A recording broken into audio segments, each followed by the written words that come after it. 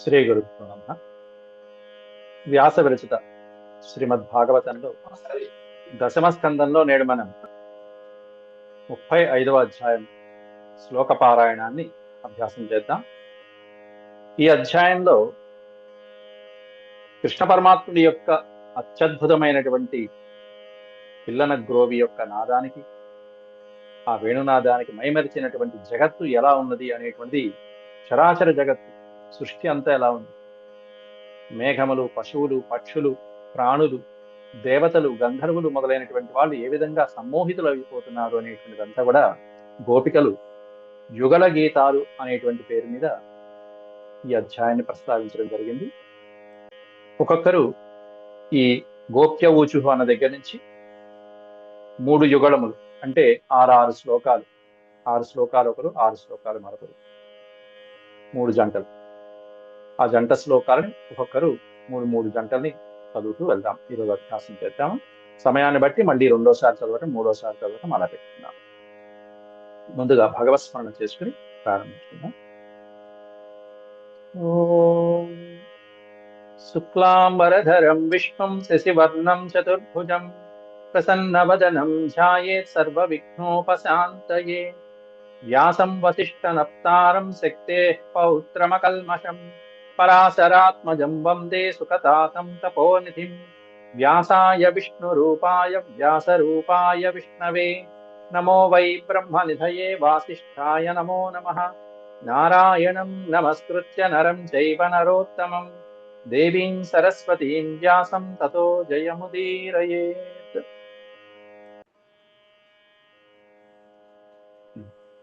రామేశ్వర గారు ప్రారంభిస్తారమ్మా.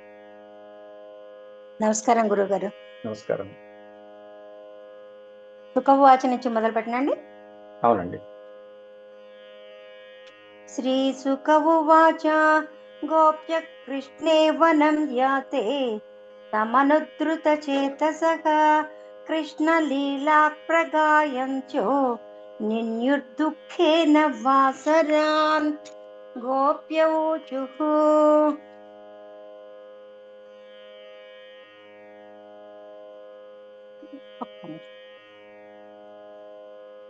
వామబాహుకృత వామకపోలో వల్గిత భృరధరార్పిత వేణుం కోమలాంగుళిభిరాశ్రిత మార్గం గోప్య ఈరయతి యత్ర ముకుందః. వ్యోమయాన వనితా సఖ సిద్ధైః విస్మితాస్తదుపధార్య సలజ్జాః కామమార్గణ సమర్పిత చిత్తాః కష్మలం యయురపస్మృత నీవ్యగా. సారీ, నేను ఇంకొక ట్యూన్ నేర్చుకున్నాను, మళ్ళీ మామూలు ట్యూన్ వచ్చేసింది. వస్తున్నారు మా పర్వాలేదు, బాగా చదువుతున్నారు. మాకు చెప్పండి. ఒక్క నిమిషం.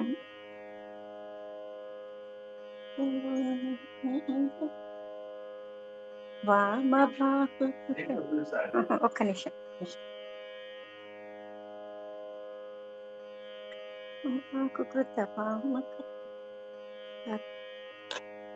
1 minute సార్, సారీ. అలాగే ఒక లైన్ నేను అందిస్తాను, వినండి ఒక్కసారి మేడం. చెప్పండి. వామ బాహుకృత వామ కపోలో వల్గిత భృరధరార్పిత వేణు అవునండి. కోమలాం అవును. వామ బాహుకృత వామ కపోలో వల్గిత భృరధరార్పిత వేణుం కోమలాంగుళిభిరాశ్రిత మార్గం.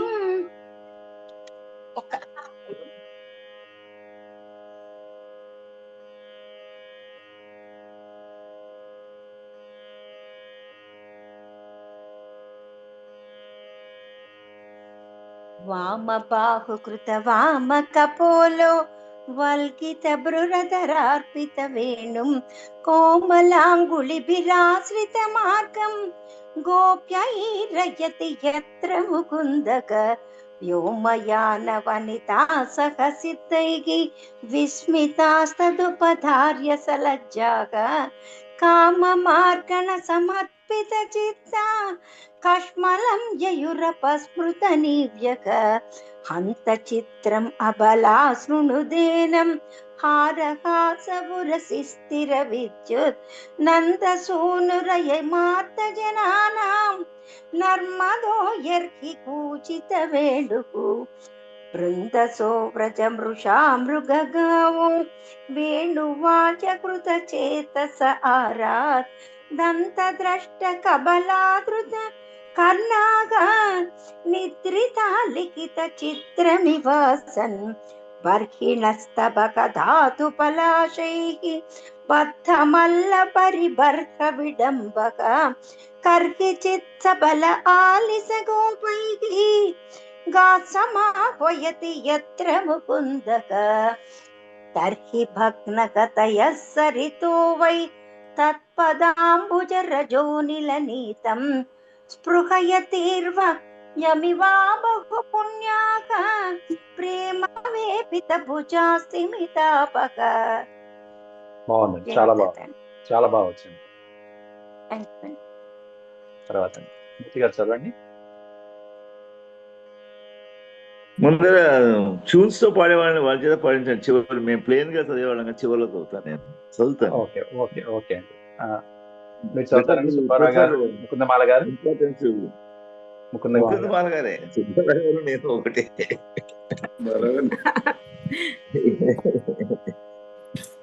చదవనండి. చదవండి. అనుచరై సమనువర్ణిత వీర్య ఆది పూరుషైవాచల భూతి వనచరో గిరితటేషు చరంతీర్వేణునాహ్వయతి గాహ్సయదాహి వనలతాస్తరవ ఆత్మని విష్ణుం వ్యంజయంత్య ఇవ పుష్పఫలాఢ్యాః ప్రణత భార విటపా మధుధారాః ప్రేమ హృష్టతనవః ససృజుః స్మ దర్శనీయ తిలకోవనమాలా దివ్య గంధ తులసీ మధుమత్తైః అలికులైరలఘు గీతమభీష్టం ఆద్రియన్యర్హి సంధిత వేణుః సరసి సారస హంస విహంగాశ్చారు గీత హృత చేతసయేత్య హరిముపాసత తేయత చిత్తా హంత మీలిత దృశోధృత మౌనాః సహ బలః స్రగవతం సవిలాసః సానుషుక్షితి భృతో బ్రజదేవ్యః హర్షయన్యర్హి వేణురవేణ జాతహర్షవుపరంభతి విశ్వం మహదతిక్రమణ శంకిత చేతా మంద మందమనుగర్జతి మేఘః సుహృదమభ్యవర్షత్సు మనోభిశ్ఛాయయా చ విదధత్ ప్రతపత్రం. చాలా బాగుంది. జై గురు. ఇలా ఈ ట్యూన్ లో పాడగలుగుతున్నారంటే ఇంతకు ముందు ఎంత అభ్యాసం చేశారో, ఎన్నిసార్లు రాగాలు తీశారో అర్థమైపోతుంది ఇంట్లో. నేను చదవనండి. చదవండి అమ్మా, తప్పకుండా. I try my level best sir. వివిధ గోపచరేషు విదగ్ధో వేణువాచ్య పురుధా నిజ శిక్ష తవ సుత సతి యదాదర బింబే దత్త వేణురనయత్వర జాతి సవనసస్తదుపధార్య సురేష చక్ర సర్వ పరమేష్టి పురోగా కవయానత కందర చిత్త కస్పలం యయుర నిశ్చిత తత్వా నిజ పదాబ్జదలైర్వజవజ్ర నీరజాంకుశ విచిత్రలలామై రజభువస్యమయన్ కురతోదం భస్మధుర్యగతి పీడిత వేణుః ప్రజతి తేన వయం సవిలాస వీక్షణార్పిత మనోభవ వేగ కుజగతింగమితాన పితామహ కష్పలేన కబరంబసనంబ మణిధరం క్వచిదాగణయంగా మాలయాదయిత గంధతులస్య प्रणयिनोऽनुज तस्य गदांसे प्रक्षिपन् भुजम गायत यत्र पणितवेणुरववञ्चितचित्ता पृष्ठमन्वसत कृष्णगृहिण्यः गुणगणार्णमनुगच्छ हरिण्यो गोपिका इव विमुक्तगृहाशा చాలా సంతోషం, చాలా సంతోషం. कुन्दवेश गोपगोधन कृतोयमुनाय जय गुरुदत्त జయ గురుదత్త అండి. గోపభామినులు చదివినట్టే చదువుతున్నారు. కృష్ణుడి కోసం గోపభామినులు చదివినట్టే ఉన్నారు. ముగ్గురు అలాగే చదివారు. అభ్యాసం. సంతోషం. ఏమండి మగవాళ్ళు వెనకబడుతున్నారు, వ్రజవాసులు వెనకబడుతున్నారు. చదవండి సార్, తప్పకుండా.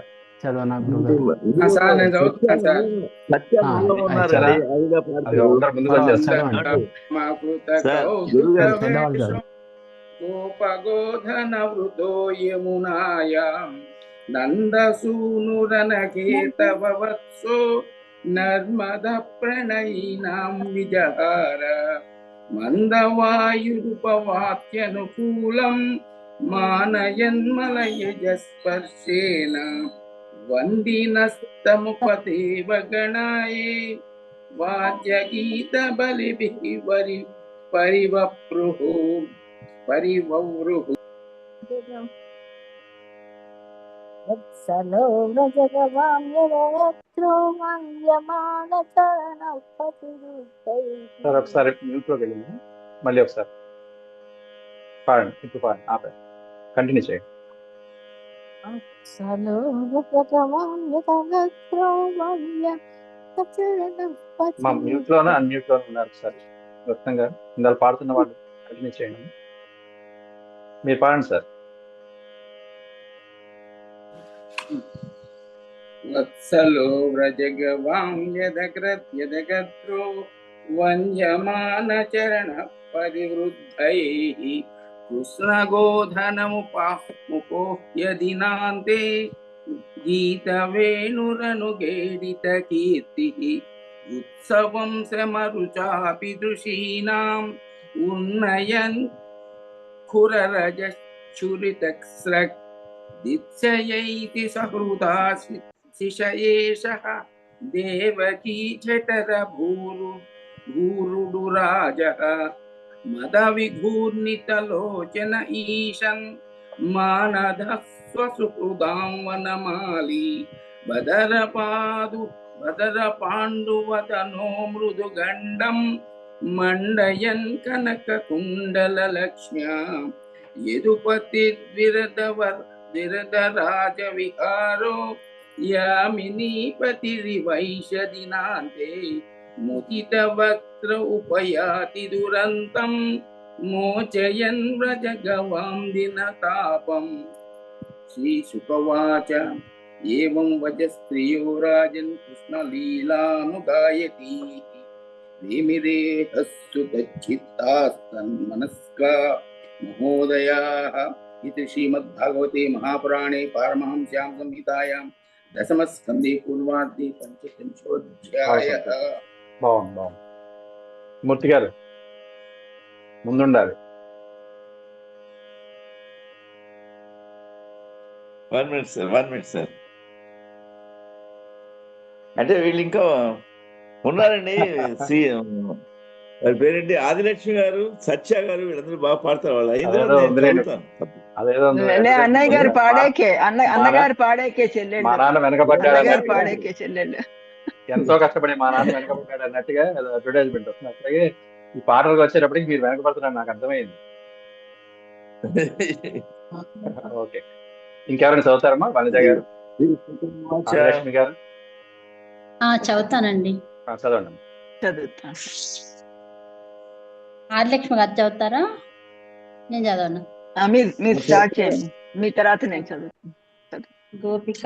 గోపికా యుగల గీతము. శ్రీ శుక ఉవాచ గోప్యః కృష్ణే వనం యాతేత తమనుద్ధృతచేతసః కృష్ణలీలాః ప్రగాయంత్యో निन्युर्दुःखेन वासरान् गोप्य ऊचुः वामबाहुकृतवामकपोलो वल्गितभ्रुरधरार्पितवेणुं कोमलाङ्गुलिभिराश्रितमार्गं गोप्यैरयति यत्र मुकुन्दः व्योमयानवनिता सह सिद्धैः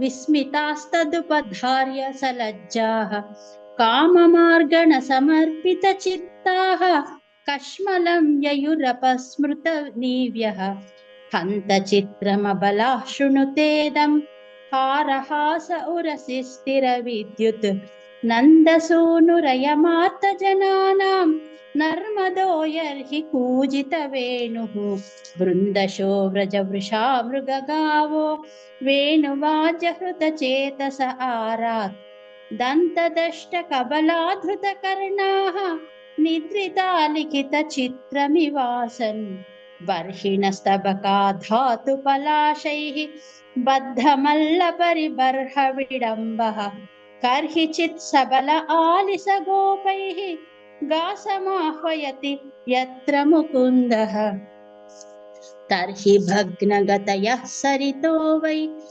तत्पदाम्बुजरजोनिलनीतं स्पृहयतीर्वया मिवा बहुपुण्याः प्रेम वेपितभुजास्तिमितापः अनुचरैः समसरामि ఆదిలక్ష్మి గారు జయ గురు ఆదిలక్ష్మి గారు 8-9 నమస్కారం అనుచరైస్తమను వర్ణిత వీర్యః ఆది పురుష ఇవాచల భూతిః వనచరో గిరితటేషు చరంతిః వేణునాఫయతి గాసయదాహి వనలతా సర్వ ఆత్మని విష్ణుం వ్యంజయంత్య ఇవ పుష్పఫలాఢ్యాః ప్రణత భార విటపా మధుధారాః ప్రేమ కృష్ణతనవః ససృజుస్మః దర్శనీయ తిలకో వనమాలా దివ్యగంధ తులసీ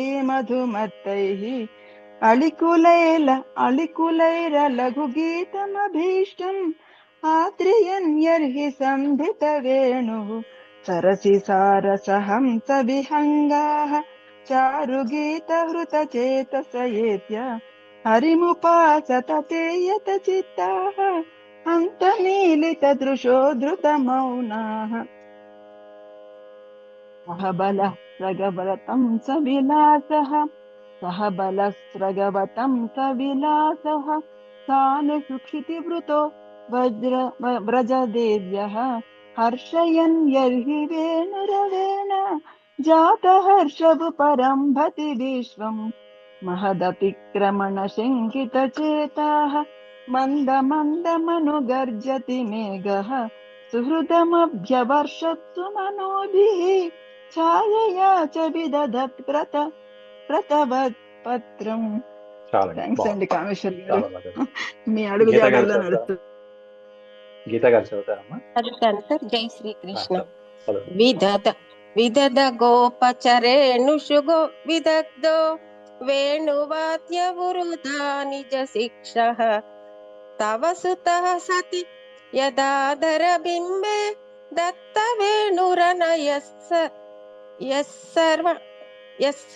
జాతిః స్తవనశస్తదుపధార్య సురేశ శక్ర సర్వ పరమేష్టి పురోగః కవయ ఆనత కందర చిత్తః కస్మలం యయుర నిశ్చిత తత్వాః నిజ పదాబ్జ దలైర్వజ వజ్ర నీరజకుశ విచిత్ర లలామై వ్రజభువః సమయన్ కురతోదం వర్ష్మధుర్య గతిరీడిత వేణుః వ్రజతి తేన వయం సవిలాస వీక్షణార్పిత మనోభవ వేగః కుజగతిం గమితాన విదామః కస్మలేన కబరం వసనం వా మణిధరః క్వచిదాగణయంగ మాలయాదయిత గంధతుల స్యాః ప్రణయినోనుచరస్య కదాంసే प्रायत यत्र वनितवेणुरववञ्चितचित्ताः कृष्णमन्वसत कृष्णगृहिण्यः गुणागणार्णमनुगत्य हरिण्यो गोपिका इव विमुक्तगृहासः पुनदामकृत కౌతుకవేషో. చాలా చాలా సంతోషం, బాగా చదివారు. సత్య గారు, రంగనాథ్ గారు, సత్య గారు చదువుతారా? సార్ అలాగే అలాగే అలాగే. కుందదామకృత కౌతుకవీశో కోపగోధన కృతో యమునాయాం నందసూనురనఖేతవవత్సో నర్మదః ప్రణయినాం విజహార మందవాయురుపవాత్యనుకూలం మానయన్మలయజస్పర్శేన వందినస్తముపదేవగణాయే వాచ్యగీతబలిభిः పరివప్రుः వత్సలో వ్రజగవాం యదగద్రో వంద్యమానచరణః పథివృద్ధైः కృష్ణగోధనముపోహ్య దినాంతే గీతవేణురనుగేడితకీర్తిः ఉత్సవం శ్రమరుచాపి దృశీనాం ఉన్నయన్ ఖురరజశ్చురితస్రక్ दित्सयैति सुहृदाशिषयेषः देवकी जठरभूरुडुराजः मदविघूर्णितलोचनईशन् मानदस्वसुहृदां वनमाली बदरपाण्डुवदनो मृदुगण्ड मण्डयन् कनककुण्डललक्ष्म्यां यदुपतिर्विरदराजविहारो यामिनीपतिरिवैष दिनान्ते मुदितवक्त्र उपयाति दुरन्तं मोचयन् व्रजगवां दिनतापं. श्रीशुक उवाच एवं व्रजस्त्रियो राजन् कृष्णलीलानुगायतीः रेमिरेहस्सु तच्चित्तास्तन्मनस्का महोदयाः इति श्रीमद्भागवते. जय गुरुदत्त सर. 37వ అధ్యాయం గోపిగా యుగళ గీతం. శ్రీసుక ఉవాచ గోప్య కృష్ణే వనం యాతే తమనుద్ధృత చేతసః కృష్ణలీలా ప్రగాయంత్యో నిన్యుర్దుఃఖేన వాతరాన్. గోప్యవూచుః వామబాహుకృత వామకపోలో వల్గితభృల్ అధరార్పిత వేణుం కోమలాంగుళిభిర్ ఆశ్రిత మార్గం గోప్యైరయతి యత్ర ముకుందః వ్యోమయానవనితా సహ సిద్ధైః విస్మితాస్తతుపధార్య సలజ్జాః కామమార్గణ సమర్పిత చిత్తాః కష్మలం యయురపస్మృత నీవ్యః హంత చిత్రమ బలాశృణుతేదం హారహాసవురసి స్థిర విద్యుత్ నందసూనురయ మాత్రజనానాం నర్మదో యర్కి కూజిత వేణుః బృందసో వ్రజ వృషాముగగావో వేణువాజహుత చేతస ఆరాత్ దంతదష్టకబలాదుత కర్ణ నిర్దితా లిఖిత చిత్తం నివాసన్ బర్హిణస్తబక ధాతు పలాసైః బద్ధమల్ల పరిబర్హ విడంబః తర్కి చిత్సబల ఆలిస గోపై గాసమాహయతి యత్ర ముకుందః తర్హి భగ్నగతయ సరితో వై తత్పదాంబుజర జోనిలనీతం బృహయతీర్వయమివా బహుపుణ్య ప్రేమ వేపిత భుజా సిమితాపా అనుచరై చాలా ఆరైపోయినాయా? ప్రవాహం లాగా వచ్చింది, చాలా బాగుంది. తర్వాత రంగనాథ్ గారు చదువుతారండి. థ్యాంక్ యూ గురువు గారు, చదువుతాను. Thank you. అనుచరై సమనువర్ణిత వీర్య ఆది పూరుష ఇవాచల భూతి వనచరో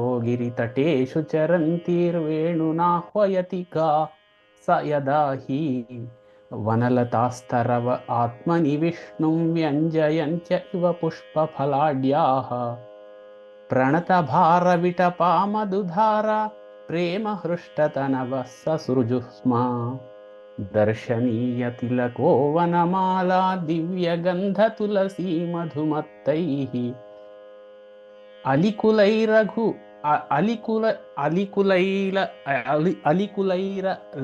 अलिकुलैरलघुगीतमभीष्टा माद्रियन्यर्हि सन्धितवेणुः सरसिसार हंसविहङ्गा चारुगीतहृतचेतस एत्या हरिमुपासत ते यतचित्ता हंसमीलितदृशो धृतमौनाः सहबलस्र गवतं स विलासः सानुषुक्षितिभृतो व्रजदेव्यः हर्षयन्यर्हि वेणुरवेणा जातहर्ष उपरम्भति विश्वं महदतिक्रमणशङ्कितचेता मन्दमन्दमनुगर्जति मेघः सुहृदमभ्यवर्षत्सु मनोभिश्चायया च विदधत्प्रतपत्रं विविधगोपचरणेषु विदग्धो वेणुवाद्य उरदा निजशिक्षा तव सुतः सति यदाधरबिम्बे दत्तवेणुरन यत्स्वरजातिः. ఇంకొక శ్లోకం సవనశస్తదుపధార్య సురేషాః శక్రశర్వపరిమేష్ఠిపురోగాః కవయ ఆనతకంధరచిత్తాః కష్మలం యయుర నిశ్చితతత్వాః. ఇంకా నారాయణరావు గారు ఉన్నారు, ఇంకా చదవాల్సి కల్పన మేడం కల్పన గారు ఉన్నారు, కల్పన గారు ఉన్నారు, రత్నం గారిని ఎవరు ఉన్నారు? రత్నం గారు చదవనండి. చదవండి 16 నుంచి. నిజ పదాబ్జదలై ధ్వజ వజ్రానేరజాంకుశ విచిత్రలలామైః ప్రజభువశ్యమయన్ కురతోదం పశ్మధుర్యగతిరీడిత వేణుః వ్రజతి తేన వయం సవిలాస వీక్షణార్పిత మనోభవ వేగాః కుజగతిం గమిసాన విదామః కష్మలేన కబరం వసనం వా మణిధరః క్వచిదా గణయంగాః మాలయాదయిత గంధతులస్యాః ప్రణయినోనుచరస్య కదాంసే ప్రక్షిపన్ భుజమగాయత యత్ర వనిత వేణురవ వంచిత చిత్తాః కృష్ణమన్వసత కృష్ణ గృహిణ్యః గుణగణాన్నమనుగత్య హరిణ్యో గోపికా ఇవ విముక్త గృహాశాః కుందదామ కృత కౌతుక వేషో గోపగోధన వృతో యమునాయాం నందసూనురనఘేతమవత్సో నర్మదః ప్రణయినాం విజహార మందవాయురుపవార్చనుకూలం మానయన్మలయజస్పర్శేన వందినస్తముపదేవ గణాయే వాద్యగీత బలిభిః పరివప్రుః వత్సలో వ్రజగవాం. ఇంకెవరైనా ఉన్నారండి? తర్వాత శ్లోకం ఇంకెవరైనా ఉన్నారు? బాగుందమ్మా, బాగా చెప్పారు. చదవండి, ఎవరైనా పర్వాలేదు.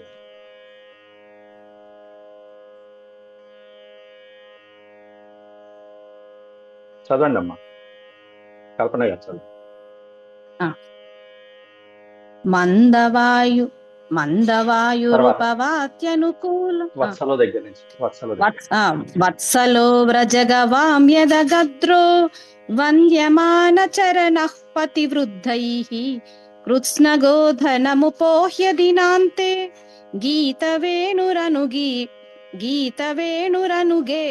కీర్తిః ఉత్సవం శ్రమరుచాపి దృశీనా మున్నయన్ కురరజశ్చురితస్రక్ దిత్సయైతి సుహృదాశిషయేష దేవకీ జఠర భూరుడు రాజః మధవిఘూర్ణితలోచన ఈశన్ మానదస్వ సుహృదాం వనమాలి బాదర పాండువదనో మృదుగండం మండయన్ కనక కుండల లక్ష్మ్యా యదుపతిర్విరదరాజ విహారో యామినీ పతిరివైశదినాంతే ముదిత వక్త్ర ఉపయాతి దురంతం మోచయన్ వ్రజగవాం దినతాపం.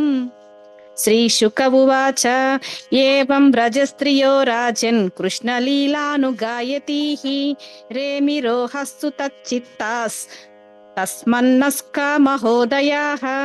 ఇతి శ్రీమద్భాగవతే మహాపురాణే పారమహంస్యాం సంహితాయాం దశమస్కందే పూర్వార్ధే బృందావన క్రీడాయాం గోపికాయుగల గీతం నామ 35వ చాలా బాగుంది. చాలా ఇందులో ఎవరో స్టార్ట్ చేశారండి? నారాయణరావు గారా చదువుతారండి? ఇంకా అలా ఎవరో స్టార్ట్ చేశారు? చదవండి.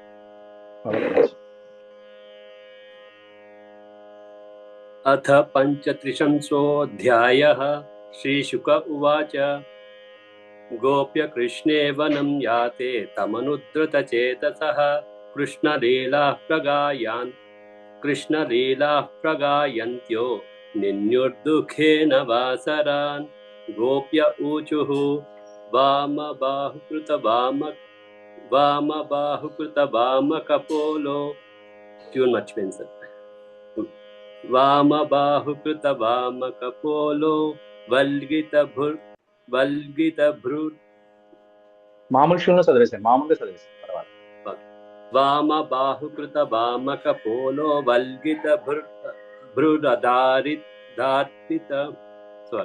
వల్గితభృద్ధరార్పిత వేణుం కోమలాంగుళిభిః ఆశ్రిత మార్గం గోప్య ఈరయతి యత్ర ముకుందః. వ్యోమయాన వనితా సహ సిద్ధైః విస్మితాః తదుపధార్య సలజ్జాః. కామమార్గణ సమర్పిత చిత్తాః కష్మలం యయురపస్మృతనీవ్యః. హంత చిత్రమబలా శృణుతేదం హారహాస ఉరసి స్థిత విద్యుత్ నందసూనురయా మార్తజనానాం నర్మదో యర్హి కూజిత వేణుః. బృందశో వృజవృషా మృగగానో వేణువాద్య హృతచేతస ఆరాత్. దంతదష్టకబలాధృతకర్ణాః నిద్రితాః లిఖిత చిత్రమివాసన్. బర్హిణస్తబక ధాతుపలాశైః బద్ధమల్ల పరిబర్హ విడంబః. కర్హిచిత సబల ఆలిస గోపైః గాస్సమాహ్వయతి యత్ర ముకుందః. తర్హి భగ్నగతయః సరితో వై తత్పదాంబుజరజో